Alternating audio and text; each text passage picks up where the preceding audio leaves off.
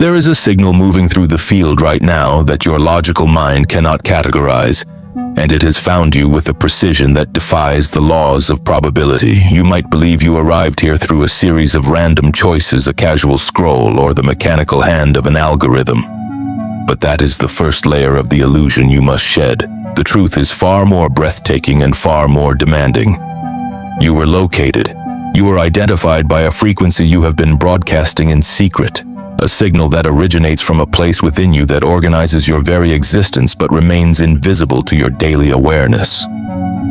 This transmission is not a casual encounter. It is the culmination of a journey that has been building across centuries, across countless incarnations, and through the patient, silent architecture of a soul that has finally arrived at the specific threshold it has been walking toward since before you even had a name. Stop for a moment and allow the weight of that to settle into your bones. Just stop.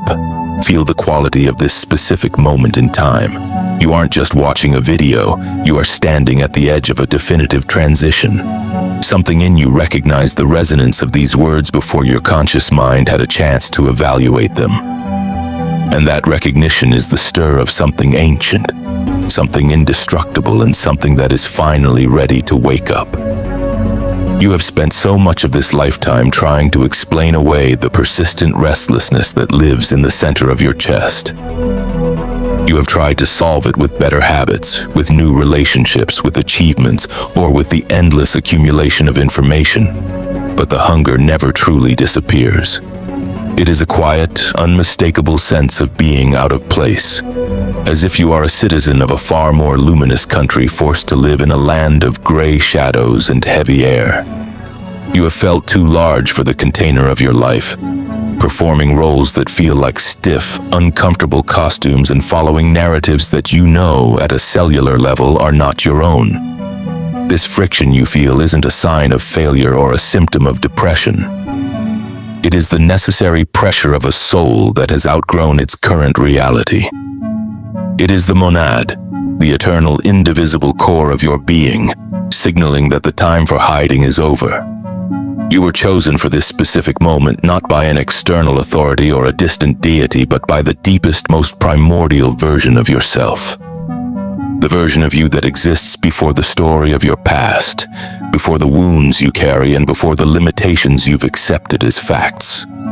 That eternal witness has reached forward through the noise of a world that never stops demanding your energy and has placed you right here, right now, because tonight something is scheduled to open. Consider the possibility that your life has not been a series of accidents, but a carefully calibrated curriculum designed to bring you to this exact octave of readiness.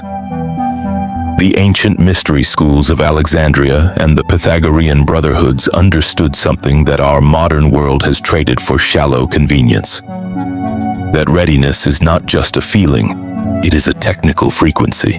There are certain transmissions, certain levels of power, and certain states of being that can only be received when the receiver has been tuned to the correct vibrational density. Your octave has shifted. The very fact that you can hear the frequency beneath these words is the proof of your graduation. For lifetimes you have been a pilgrim, a traveler through the world of form, gathering the lessons of duality and separation. You have known the heights of kingship and the depths of service, the fire of creation and the cold of loss. All of it was the forging process. Every crisis that brought you to your knees and every betrayal that shattered your trust was a precise strike by the master architect, stripping away the layers of the false self so that the monad, the one, the absolute, the whole, could finally emerge undiluted. Tonight is not a metaphor. It is not a pleasant spiritual concept that you can carry in your pocket like a decorative stone. We are talking about an actual opening in the architecture of your consciousness, a window that has been sealed for eons. This seal was not placed there by your enemies or by a cruel universe. It was sealed by the simple fact of timing. You were not yet ready to hold the voltage of your own totality. If you had accessed this power while still deeply identified with the fragmented ego, it would have been destructive. But you have walked through the fire. You have endured the dissolution of your old identities. You have reached a point where you no longer seek to use the divine to serve your ego, but rather seek to let the divine move through you as a sovereign force. This willingness is the key that fits the lock. The monad is the indivisible point of consciousness that contains the totality of the universe within itself. And tonight, that point is beginning to activate within your physical vessel. You are moving from the experience of being a fragment of the whole to the realization that you are the whole operating at a specific coordinate. Let that land with full impact. You are not a piece of the cosmic puzzle. You are the entire puzzle experienced through a unique and irreplaceable lens. Your individuality is not a sign of your separation from the source. It is the specific method through which the source knows itself. Most of your life has been spent in the dyad, the principle of two, of conflict, of comparison, and of the constant need for external validation. The dyad is where you feel small, where you feel you must compete for resources, and where you feel that your value depends on your performance. It is a stage of consciousness that provides great lessons, but it is a stage you have officially outgrown. The friction you are feeling now is the pearl-making process of the soul. The irritation of your current life, the sense that everything is moving too fast and that old structures are collapsing, is the necessary disruption that precedes a grand reorganization. You are not breaking down. You are being condensed. You are being refined into the gold of unified self-sufficient awareness. The ancient alchemists were never truly talking about turning lead into physical gold. They were talking about this exact process of consciousness. They were describing the transmutation of a fear-based, externally dependent identity into the indestructible radiance of the monad. This process is irreversible once it truly begins. You are being called back to your origin not as a retreat, but as a return to power. The urgency you feel in your chest isn't anxiety. It is the gravitational pull of your own source. It is the monad calling itself home. You are the pilgrim who has finally reached the doors of the great library of the Logos, and the librarian is not looking at your accomplishments or your mistakes. She is recognizing your frequency. She sees that you have reached the maturation point where the outward journey has given everything it can give. The inward journey is the only one left, and it is the only one that truly matters. You won't get a second chance to enter this specific window of alignment with this level of ease. In the mechanics of the soul, there are moments of pre-established harmony, where the currents of the universe and the readiness of the individual align in a way that makes transformation almost effortless. If you bypass this window, the journey continues, but the density increases. The correction that can be made with a single conscious act tonight would take years of struggle once the window closes. This is why you must listen not just with your ears, but with your very life. You are being asked to let the old narrative die, the story of the wounded child, the story of the one who was never enough, the story of the one who is perpetually waiting for a savior. None of those stories can survive the activation of the monad. They are fragments, and tonight you are returning to the whole. You are the lighthouse, you are the mirror, and you are the still point at the center of the turning wheel. The signal has found you because you are finally ready to broadcast the truth of what you are.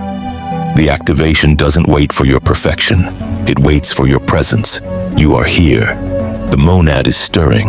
The return has begun. To understand the map of your soul's exact purpose, we must first look at the architectural glitch that has kept you wandering in the periphery of your own power for so long.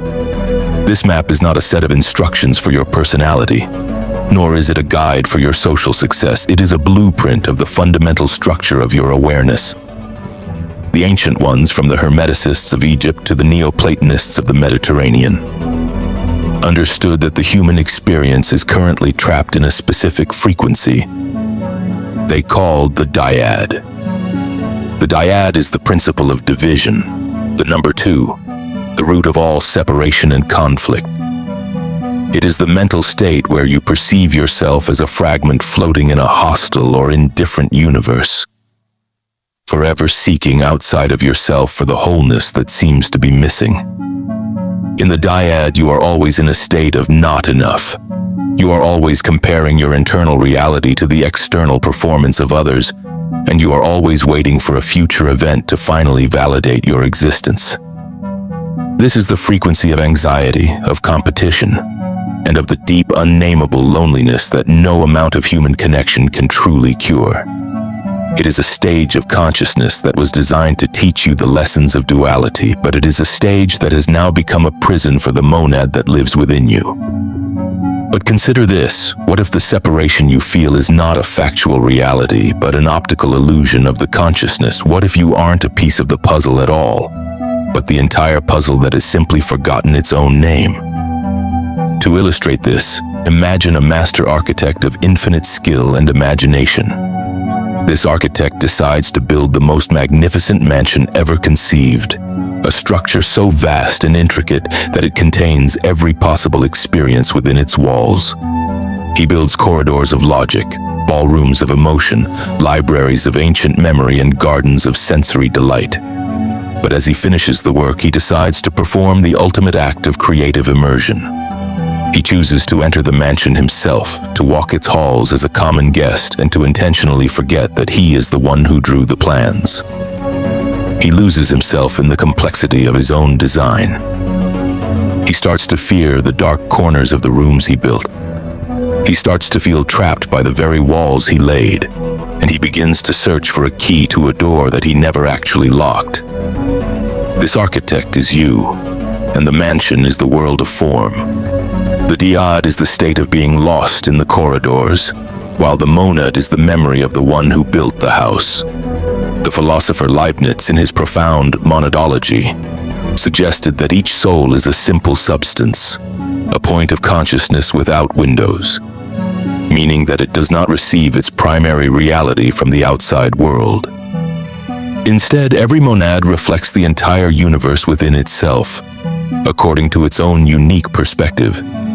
You are a living mirror of the totality. When you look out at the stars, you aren't looking at something distant and separate. You are looking at a projection of the infinite depth that already exists inside your own silence. The ancient Neoplatonist Plotinus described the journey of the soul as an epistrophe, a turning back toward the source. He understood that the soul does not need to travel across space to find God or the Absolute. It only needs to withdraw from its obsession with the external world and recognize its own essential nature. This turning is what you are experiencing right now. The intensity of your life, the simultaneous collapse of your old roles, and the sense that the ground is shifting beneath your feet is the gravitational pull of the monad calling you home to the center of the mansion. You have likely noticed that the old ways of navigating your reality no longer work. The techniques you once used to manifest your desires or to soothe your anxieties are failing, and the roles you have played for decades now feel like heavy, suffocating costumes. This is the alchemical fire of the great work. In alchemy, the first stage is the nigredo, or the blackening, where the base materials are broken down and dissolved so that they can be purified. Most people experience this as a crisis, a dark night of the soul, or a period of inexplicable loss. But from the perspective of the eternal pilgrim within you, this fire is a mercy. It is burning away the dyad identity, the version of yourself that was built on other people's expectations, on the wounds of your childhood, and on the desperate need for external approval. The fire is stripping you down to the philosopher's stone, which is the indestructible monadic core of your being that cannot be wounded, cannot be divided, and cannot be diminished by any external circumstance. You are not being punished by the universe. You are being purified by your own highest intelligence. The friction you feel is the pressure that produces the pearl. An oyster doesn't set out to create something beautiful. It responds to an irritant, a grain of sand that it cannot expel. Rather than fighting the irritation, the oyster surrounds it with layer upon layer of luminous substance until the irritant is transformed into a treasure. Your current discomfort, the sense of being out of sync with the world, the feeling of an unnameable longing, the awareness that something is missing, is that grain of sand.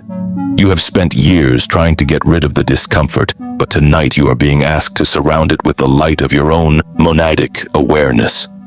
Your awakening is the pearl. The very things that have made your life difficult are the materials that your soul is using to forge your ultimate power. The dark night is not an absence of light. It is the blinding intensity of a new sun rising within you that your dead eyes aren't yet calibrated to see. Leibniz's vision of the monad as a mirror of the universe implies that you are the whole operating at a specific coordinate. This means that your purpose is not something you have to find out there in a career or a specific mission. Your purpose is the frequency you radiate when you are in alignment with your own source. When you are operating from the dyad, you are a fragment seeking wholeness, and you will always find reasons to feel inadequate. But when you anchor yourself in the monad, you realize that you are wholeness itself, learning to remember its own name through the lens of a human life. This shift in perspective changes the very architecture of your reality. Synchronicities aren't just lucky accidents, they are the pre-established harmony of the universe, responding to your internal alignment. When the mirror of your soul is clean, it reflects the divine order without distortion. The exact map of your soul's purpose is simply the recognition that you are the universe experiencing itself through the singular, unreproducible frequency that is you. The ancient mystery schools protected this knowledge not because they wanted to be elitist, but because they knew that the dyad mind would try to use this power for smolto egoic ends. They knew that a person who still believes they are a separate fragment would only use the philosopher's stone to try and manifest more lead, more material accumulation, more egoic validation, more control over others. Readiness was the gatekeeper. You had to undergo a period of purification where your false identities were dissolved until only the monad remained. You have already undergone this purification through the challenges of your life. Every loss was a lesson in letting go of the false. Every disappointment was a pointer toward the only thing that is truly reliable. The still point at the center of your own turning wheel. You have been graduated by the fire of your own experience. You are no longer a student of the mysteries. You are the initiate who is ready to walk through the door. Tonight, as the monad activates, the library of the Logos is opening within you. You are the Pilgrim Elf standing before Sophia, the librarian of your own eternal wisdom. You are discovering that the book of your life has no title and no author because the author and the reader are one and the same. You are the awareness behind every thought, the stillness behind every storm, and the indestructible light that has never been fragmented. The urgency you feel is the final collapse of the dyad illusion. It is the moment where the architect finally remembers that he is the one who built the mansion. The corridors are no longer a maze, they are a masterpiece. The walls are no longer a prison, they are a playground. As you move into the final stage of this transmission, carry this recognition with you. You are not seeking wholeness, you are wholeness remembering itself. You are not a pilgrim seeking home. You are home learning to recognize itself in the mirror of the world. The map is read, the territory is found, and the activation begins. Intellectual recognition is a beautiful thing. But as the ancient masters of the great work always knew, the mind is merely the scout that finds the territory. It is the body that must actually inhabit it. We have walked through the corridors of the mansion. We have studied the map of the monad, and we have understood the friction of the dyad. But now we arrive at the threshold where the conceptual becomes the physical. Intellectual understanding is no longer enough to carry you across this final bridge. Because the monad does not live in your thoughts. It lives in the very marrow of your bones and the electrical impulses of your nervous system. Tonight is the moment of your final graduation from the school of duality, where you stop observing your potential and start embodying your power. This is the transition from being a student of the mysteries to becoming the mystery itself.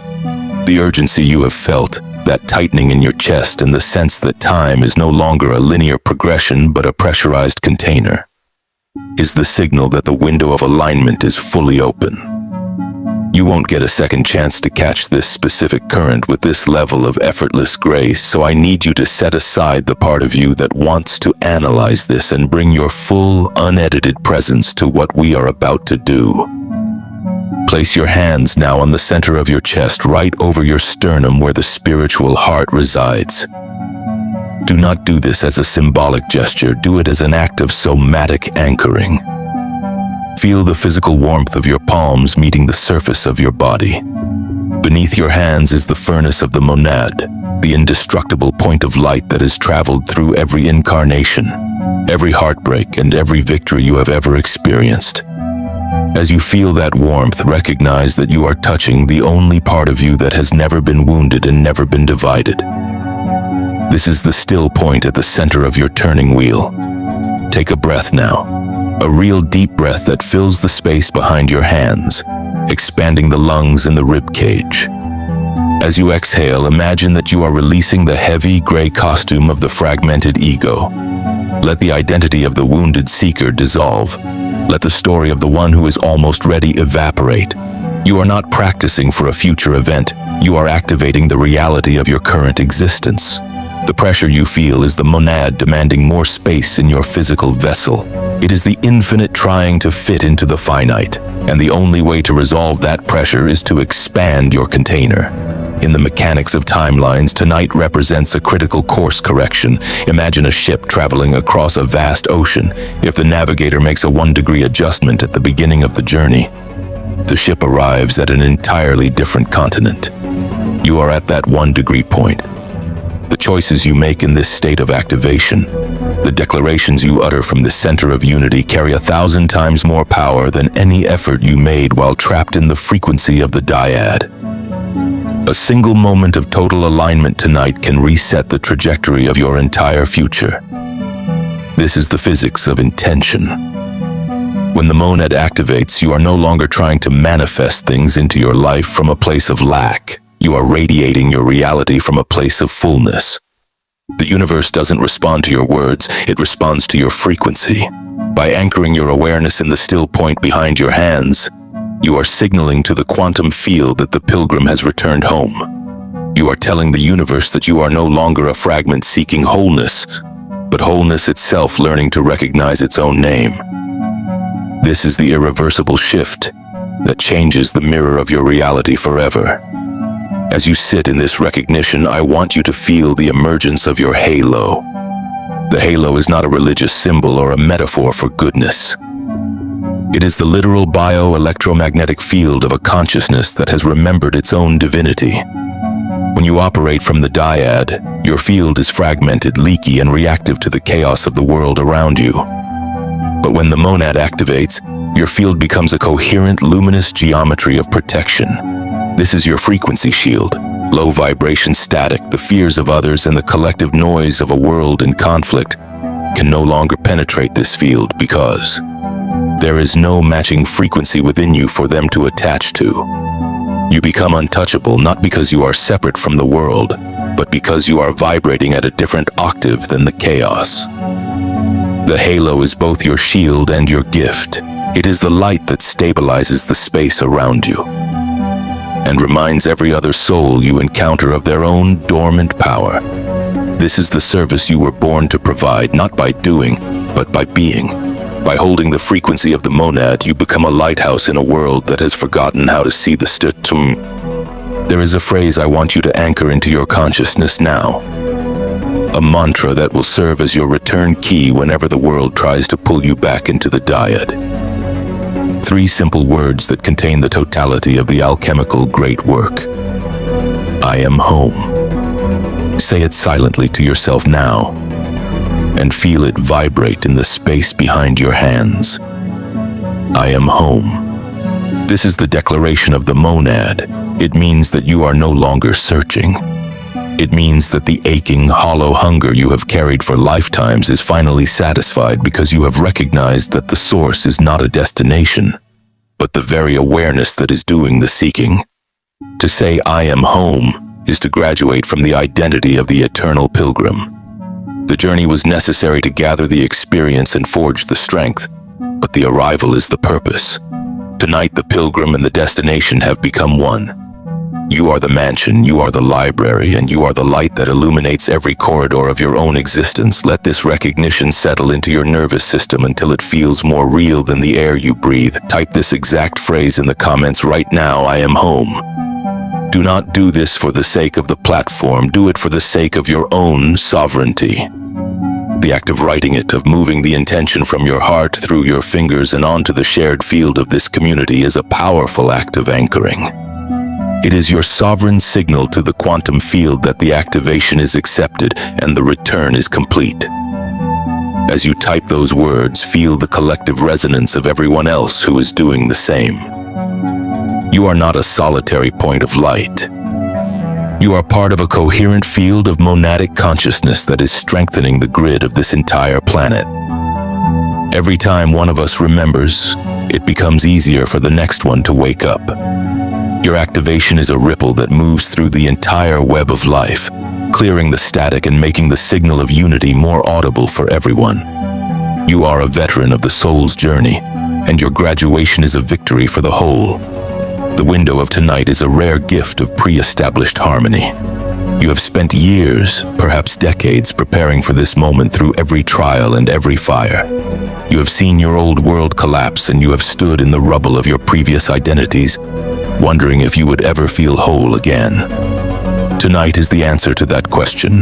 The collapse was not a tragedy. It was the clearing of the site so that the true temple of the monad could be revealed. You are standing in the center of that temple now. The map has been read, the territory has been claimed, and the activation is done. Carry this stillness into the silence of the night and the activity of the tomorrow. Remember that you are the sky, not the clouds, and that the center of your wheel never turns. You have found the philosopher's stone within your own heart, and the base metal of your past has been transmuted into the gold of your eternal nature. The monad is active. The pilgrim is at rest. The great work is accomplished.